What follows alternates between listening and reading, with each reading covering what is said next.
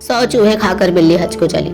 یہ تانا اکثر لوگ مارتے ہیں ان لوگوں کو جو اپنے گناہوں سے توبہ کر کے اللہ کی راہ میں آگے بڑھنے کی کوشش کرتے ہیں, جان بوجھ کر انہیں پیچھے گھسیٹتے ہیں. ان کو یہ سمجھ نہیں آتا کہ وہ تو 100 چوہے کھا کر بلی حج کو چلی گئی, آپ تو اب بھی بیٹھ کر چوہے ہی کھا رہے ہو. آپ نے تو حج نہیں کیا, آپ تو اب بھی چوہے کھا رہے ہو, آپ نے تو توبہ نہیں کی اپنے گناہوں سے, اور ایک دن ایسے چوہے کھاتے کھاتے اس دنیا سے چلے جاؤ گے.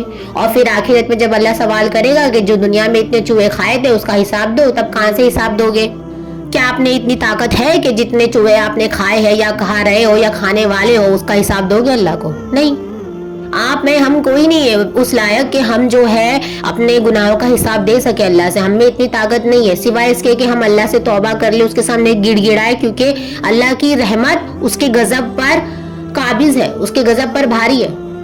اللہ تعالیٰ کی رحمت بڑی ہے اس کے غضب سے, وہ معاف کر دے گا کیونکہ وہ مہربان ہے. لیکن آپ کو یہ بات نہیں سمجھ آ رہی کہ ایک بندہ یا ایک اللہ کی بندی جب اپنے گناہ سے توبہ کر لے اور حق پر آ جائے تو آپ کو تو یہ سوچنا چاہیے کہ یا اللہ اس کو تو نے ہدایت دے دیا, وہ تو چلی گئی, وہ تو حق پر آ گئی, میں تو اب بھی وہی چوہے کھاتے بیٹھی ہوئی, مجھے کیوں نہیں ملی ہدایت؟ اللہ مجھے بھی ہدایت دے. آپ کو تو یہ سوچنا چاہیے.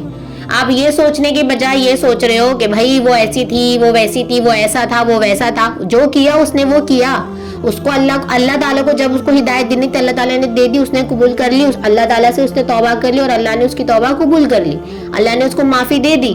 اللہ تعالیٰ اس کو معافی دے رہا ہے تب تو اللہ تعالیٰ نے اس کو اتنا امپورٹنٹ کام, وہ کام جو اللہ کے رسول کرتے تھے دنیا میں اسلام پھیلانے کا, وہ کام اللہ تعالیٰ نے اس بندی یا اس بندے کو دیا. سوچو یہ کتنا بڑا مرتبہ ہے.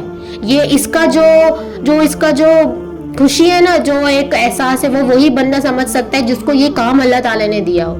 جو رسول کام کرتے تھے آج وہ بندہ یا بندی کام کر رہی ہے اللہ کی دین کو پھیلانے کا. یہ کوئی چھوٹی بات نہیں ہے, لیکن آپ کے لیے چھوٹی بات ہو سکتی ہے کیونکہ آپ نے اپنی سوچ اس طرح کی چھوٹی کر لی ہے.